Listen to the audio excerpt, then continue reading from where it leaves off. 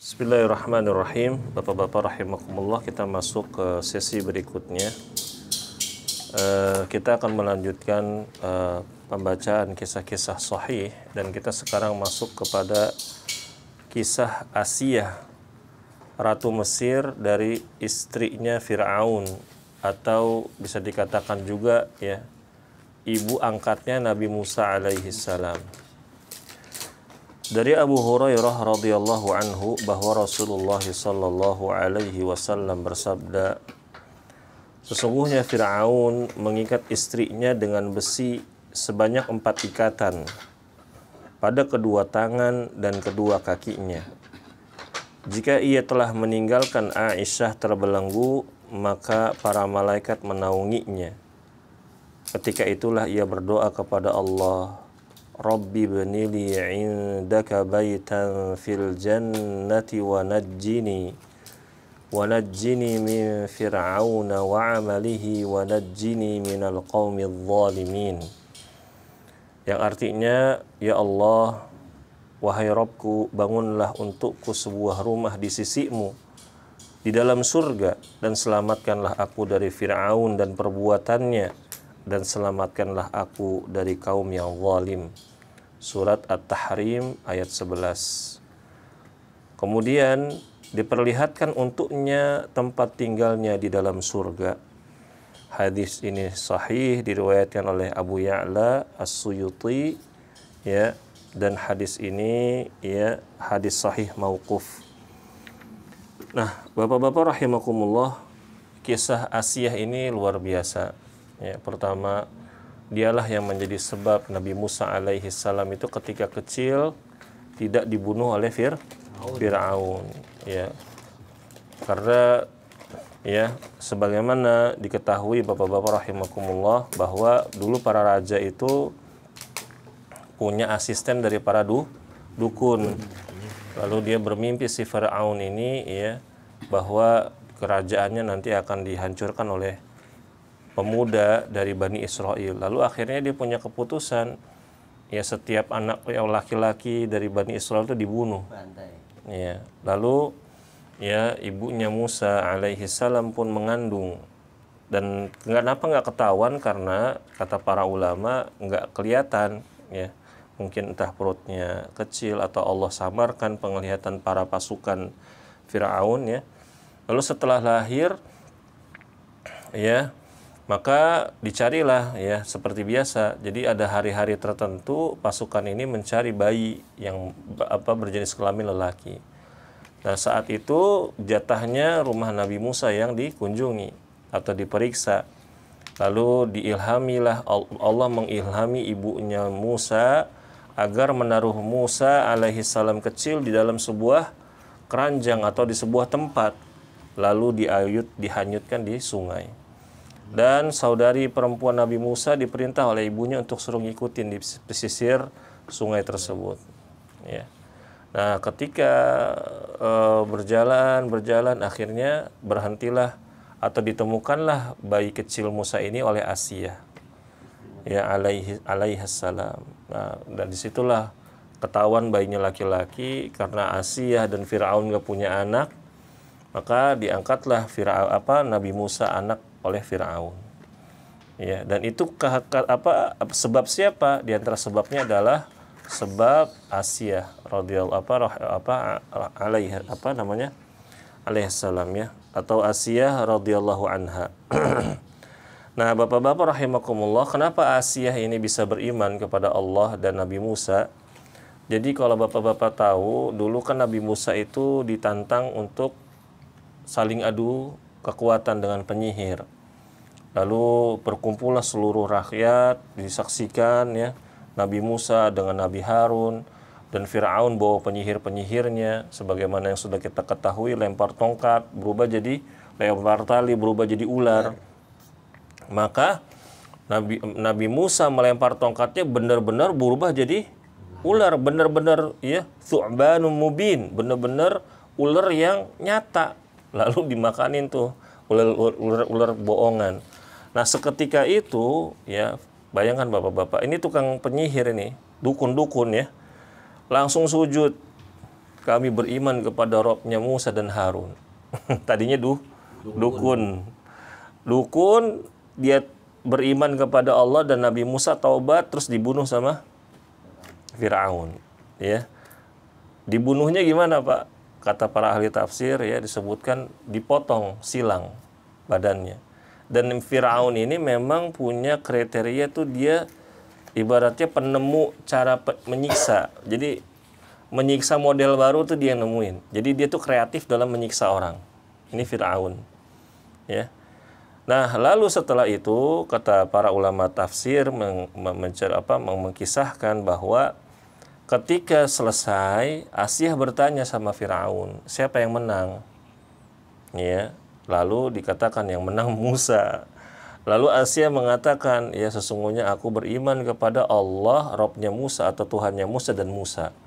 Akhirnya Asiyah ini ditangkap sama Firaun, istrinya sendiri, ya, yang menemani dia ya ketika kesepian, mungkin sedih atau segala macam. Karena dia hanya mengatakan saya beriman kepada Allah dan Nabi Musa alaihissalam. Ya, begitu Bapak-bapak rahimakumullah. Ya, lalu apa? Ya, diikat ya tangannya, dibelenggu kakinya. Jadi kalau misalkan bapak-bapak suka lihat orang diikat tangan kaki, itu diikat, disiksa begitu, nah itu yang bikin Firaun. Ya, dicambuk istrinya, disuruh murtad, nggak mau. Akhirnya sebagian ulama ahli tafsir seperti Al-Imam Ibnu Jarir rahimahullahu taala mengatakan dalam tafsirnya, hukumannya itu ya ditambah. Jadi ketika diikat, ya di atasnya itu ada batu besar, ya. Lalu batu besar itu ditimpakan ke Asiyah.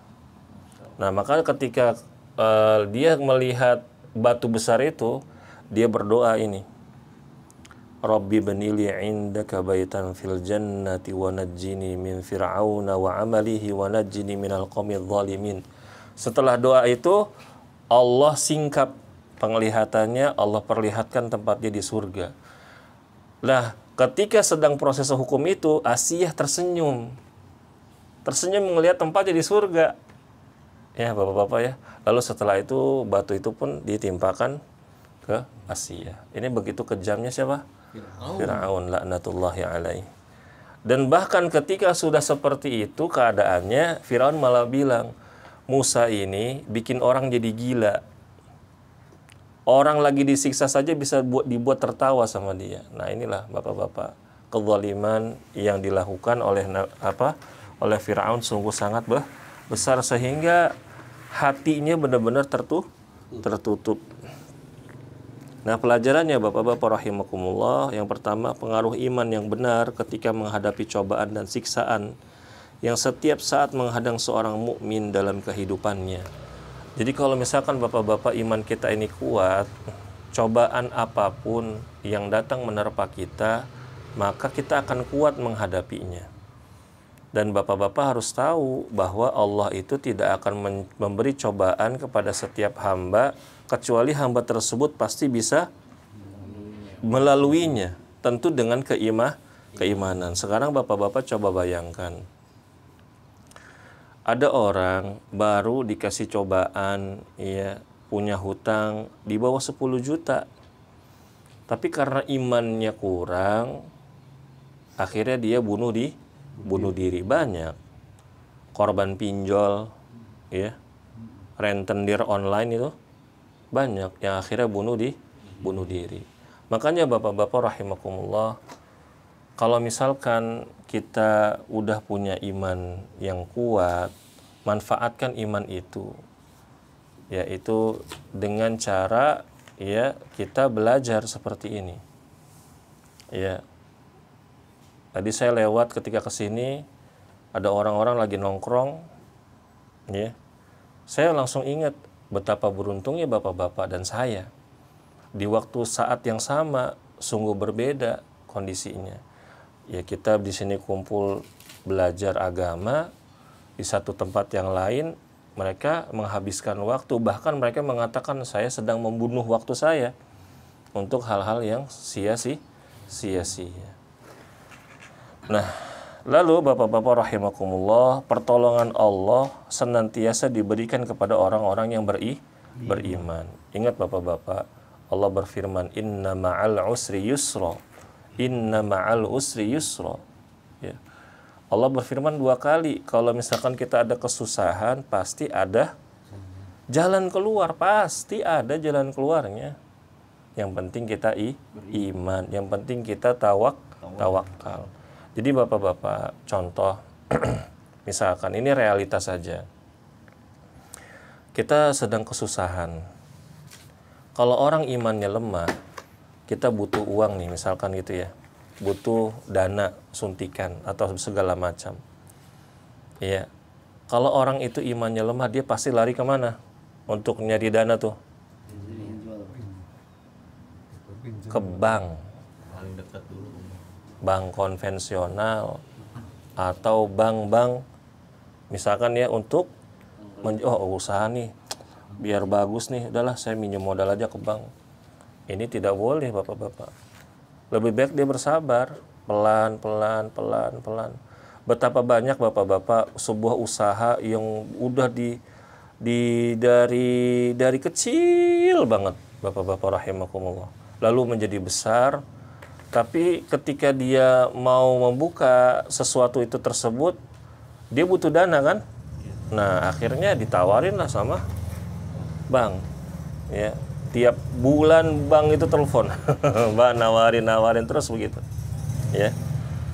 Walaupun nomornya diblokir-blokirin, tetap aja nomor baru tuh. Ya, begitu. Akhirnya lari ke sana. Sekarang apa? Ya, akhirnya bisnisnya jadi hancur.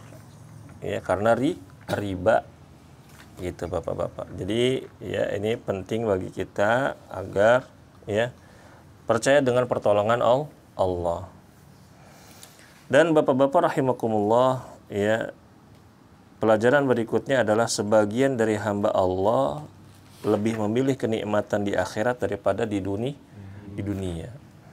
Ya. Ada orang-orang seperti itu.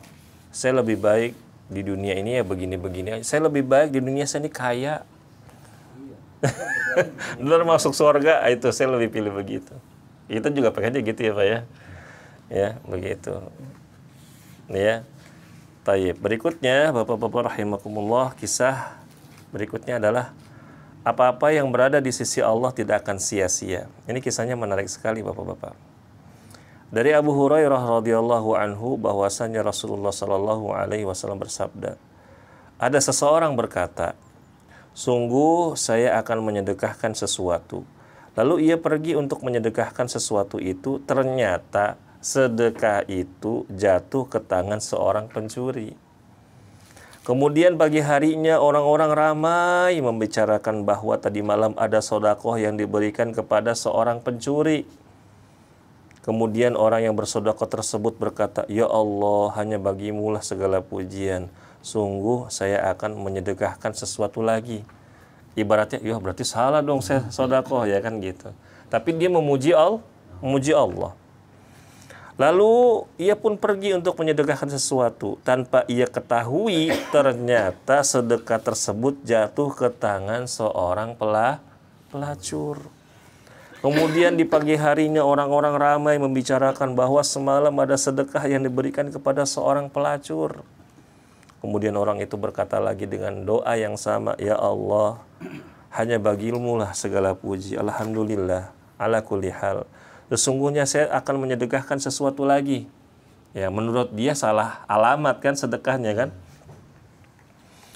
Ia pun lantas pergi menyedekahkan sesuatu, tetapi jatuh ke tangan orang yang kaya raya.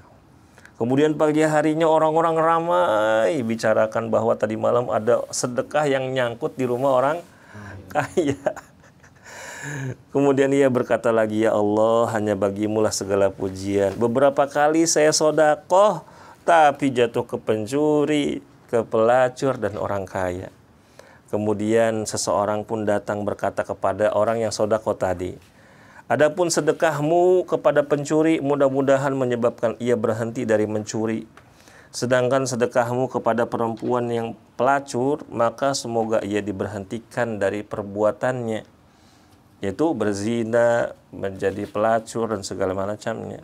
Adapun sedekahmu kepada orang kaya, semoga ia mau mengambil pelajaran dan segera menafkahkan sebagian hartanya yang telah Allah karuniakan kepadanya. Hadis ini sahih riwayat Bukhari dan Muslim. Subhanallah Bapak-bapak ya. Ya, ini luar biasa. Kita ambil pelajarannya. Ketetapan adanya pahala bagi orang yang bersedekah sekalipun yang ngambil sedekah itu orang fasik. Orang fasik tahu nggak Pak? Pelaku dosa besar atau orang kaya. Ketetapan ini berlaku pada sedekah yang sunnah, bukan zakat. Ya Pak ya, kalau zakat ya harus kepada mustahik. Ya. Nggak boleh dikasih kepada orang yang mampu.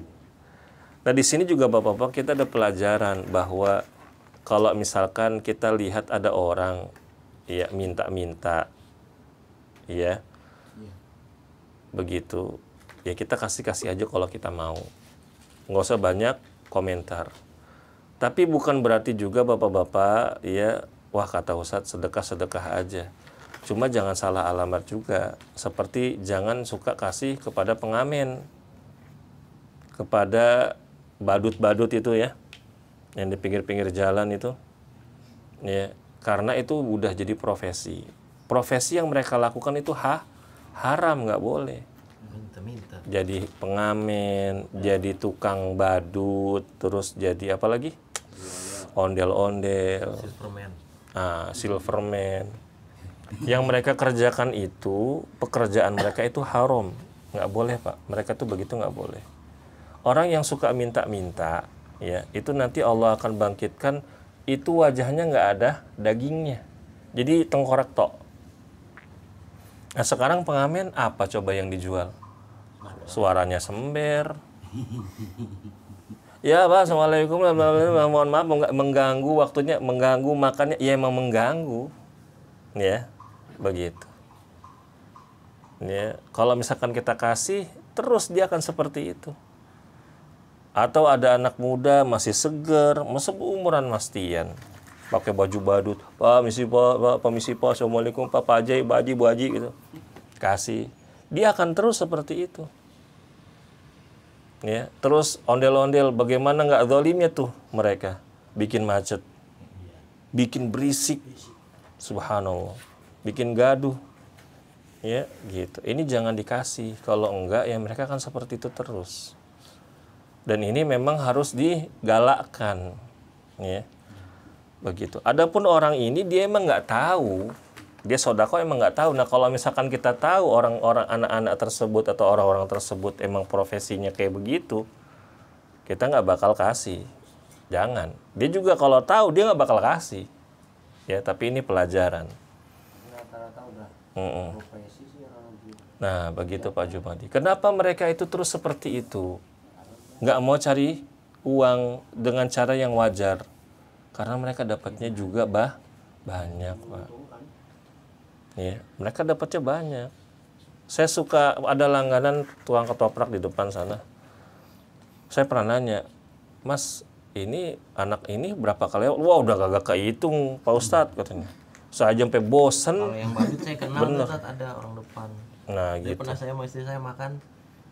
Pas saya nengok ini, kenapa? Minta gituin. Buat makan bang, makan di rumah, mama mau masak gituin. Nah, terus sekarang pernah nggak kita bertanya, anak itu begitu buat apa? Iya. Anak SD. Nggak mungkin buat jajan Mas Tian. Ada hal yang mereka lebih lakukan dari itu.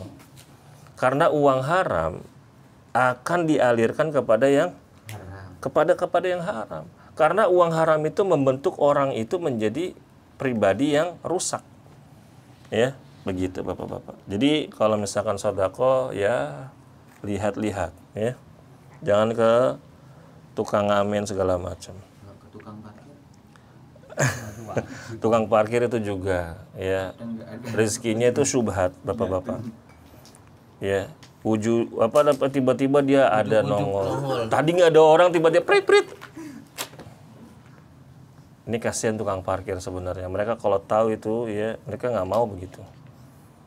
Karena setiap 2.000 yang mereka masukkan ke dalam perutnya itu banyak orang-orang yang kesel sebenarnya. Apa sih? Ngapain sih mereka begitu? Ya kan?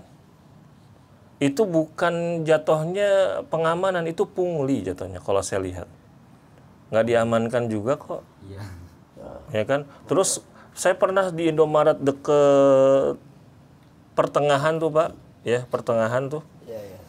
Itu ada motor hilang, ya nggak tanggung jawab. Mas saya motor, gimana sih mas nggak dijaga? Lah saya nggak tahu Pak, lah nggak tahu lo gimana? Lah saya kan nggak tanggung jawab, saya kan cuma parkirin doang. Ah coba Pak begitu. Hal-hal seperti ini, makanya susah juga karena mereka itu ya begitulah ya. Lalu yang kedua, keutamaan sedekah secara diam-diam. Orang ini nggak tahu bahwa sedekahnya dikasih ke orang kaya karena dia nggak tahu emang diam-diam sedekahnya. Mungkin dia naro di depan rumahnya langsung secara langsung. Ya Pak ya, begitu. Nah sekarang kalau sedekah diam-diam mah gampang. Iya kan? Mudah sekali. Online, transfer langsung. Istri nggak tahu, anak nggak tahu. Iya. Hanya dia dengan Allah yang tahu. Ya. Lalu yang ketiga Bapak-bapak, keutamaan ikhlas dalam beramal soleh. Kalau ikhlas kita beramal soleh, lalu amalnya benar, insya Allah Allah akan terima. Karena amal soleh Bapak-bapak walaupun benar tapi nggak ikhlas, nggak bakal diterima. Amal soleh ikhlas tapi amalannya nggak benar, nggak bakal diterima. Contoh gini, ada orang mencuri, niatnya untuk bantu orang miskin. Bener nggak tuh perbuatannya? Salah. Niatnya bener nggak? Niatnya bener, tapi perbuatannya salah. Diterima nggak sama Allah? Enggak. Ya. Dan kebalikannya. Ya. Lalu Bapak-bapak rahimakumullah, disunahkan mengulangi sedekah jika diketahui sedekah tersebut jatuh bukan pada yang berhak. Bagus begitu. Wah, saya sedekah gope kemarin. Ah, besok sedekah lagi ya 1 juta. Weh. Tapi pada orang yang berhak. Yang kelima, menghukumi sesuatu berdasarkan yang zahir sehingga nampak jelas bagaimana yang sebenarnya. Ya, jadi kalau misalkan kita melihat ya zahirnya begitu ya begitu zahirnya. Makanya jangan ada kaidah Bapak-bapak, jangan bikin orang itu suudzon sama kita dengan tingkah kita. Ya. Orang itu lihatnya zahir kitanya. Ya enggak? Nggak apa-apa saya tatoan, nggak apa-apa saya tindikan, yang penting saya baik. Ya orang zahir ngelihatnya begitu. Orang dia udah bikin orang untuk suudzon sama dia. Nah ya kan. Contoh misalkan gini, ada orang tatoan, tapi dia ahli sholat, dia ahli puasa, ada tindikan segala macam. Kalau misalkan dia dekat dengan khomer, tapi dia sholat. Tapi orang ngeliatnya gimana? Zahirnya. Ya udah begitu. Karena siapa yang bikin? Ya dia sendiri. Ya kan? Kalau mau jadi orang yang taat, jangan nanggung-nanggung. Udah jadi orang taat aja bener. Penampilannya juga yang benar. Gitu. Ya. Yang keenam, keberkahan dalam berserah diri dan ridho kepada Allah dan larangan mencela akan takdir Allah. Ya kalau bapak-bapak udah ada takdir, nggak usah main salah-salahan. Ya misalkan udah takdir nih, wah ini kamu nih gini, nggak usah, udah terjadi ya sudah. Ya, wah coba saya kemarin begini, wah coba saya kemarin begitu, udah terjadi ya sudah. Ya, begitu. Yang ketujuh, mimpi yang benar termasuk kategori mubasyirat dan merupakan satu di antara 46 bagian kenabian. Jadi gini bapak-bapak. Ada orang soleh, orang yang bertakwa kepada Allah, itu kadang Allah kasih kabar gembira lewat mimpi, itu benar adanya. Ada, benar adanya, cuma bukan dijadikan hukum. Misalkan gini, wah semalam saya ngimpi disuruh zikir Allah 1 juta kali. Di hari Kamis, malam Jumat tanggal sekian, jam sekian, detik sekian. Itu namanya wangsit dari jin. Ya, nggak boleh. Tapi kalau misalkan gini bapak-bapak, ya bapak-bapak orang yang baik, orang yang soleh gitu kan ya. Allah kasih kabar gembira lewat mimpi, misalkan contoh yang gampang apa Pak Wahid? Enaknya apa? Contoh apa nih? Iya, contoh mimpi yang baik itu apa contohnya, Pak Wahid? Sedekah, umroh. Nah, umroh, mimpi di depan Ka'bah, ngeliat Ka'bah, gitu ya. Contohnya, ternyata besok, subhanallah, ternyata bulan depan berangkat umroh, begitu. Itu petunjuk itu. Iya Pak ya, begitu. Bukan wahyu, kabar gembira. Emang nabi Pak? Itu nabi Pak, jangan ngaku-ngaku Pak. Nabi lagi. Begitu. Terus juga bukan berarti gini, wah Ustadz soleh nih, atau siapa nih kiai soleh nih. Saya ngimpi ini apa ya gitu, nggak usah juga, nggak semua ustadz, nggak semua kiai itu bisa mentakwil mimpi. Ntar lama-lama tuh kiai ditanyain mimpimu jadi dukun lagi dia, ahli profesi. Kadang iblis atau jin atau bangsanya mereka tuh kasih bisikan kepada orang soleh tersebut. Wah bener takwilan gua kemarin. Ya kan, mimpinya bener tafsirannya. Wah, berarti gua ahli tafsir mimpi nih gitu. Berubah dah. Ya kan? Udah bukan jadi guru ngaji lagi. Guru tafsir mimpi. Ya Allah. Ya Pak ya. Kalau misalkan kita dapat mimpi buruk, adabnya apa Pak? Kemarin. Adabnya adalah kita bangun, meludah ke sebelah kiri, baca a'udzubillahi minasyaitonirrajim. Terus pindah tempat atau pindah posisi. Terus nggak boleh cerita. Kalau mimpi baik, ya udah, alhamdulillah aja. Ya, begitu. Nah, begitu. Ini saja Bapak-bapak rahimakumullah. Ya, mudah-mudahan apa yang disampaikan bermanfaat. Ya, dan yang penting dari ilmu itu adalah kita amalkan. Kalau misalkan ada banyak ilmu yang masuk kepada kita bapak-bapak dan kita belum bisa mengamalkan, justru kita kadang melanggarnya. Maka tugas kita adalah banyak-banyak istighfar dan taubat, banyak-banyak bersedekah. Ya, terus kita doa, ya Allah, kemarin dapat ilmu ini nih, belum bisa ngejalanin. Mudah-mudahan ya Allah kasih taufik saya untuk bisa jalanin ilmu itu. Makanya ada doanya, Allahumma anfa'na bima 'allamtana wa 'allimna ma yanfa'una wa zidna ilman. Ya Pak ya. Ya Allah ya, Allahumma anfa'na bima 'allamtana. Berikanlah manfaat pada apa yang Engkau ajarkan kepada kami. Wa 'allimna, dan ajarkanlah kepada kami ma yanfa'una, apa-apa yang bermanfaat bagi kami. Ya. Wa zidna ilman, dan tambahkanlah kami ilmu. Kita tutup, subhanakallahumma wa bihamdik, asyhadu an la ilaha illa anta, astaghfiruka wa atubu ilaik. Wassalamualaikum warahmatullahi wabarakatuh. Waalaikumsalam.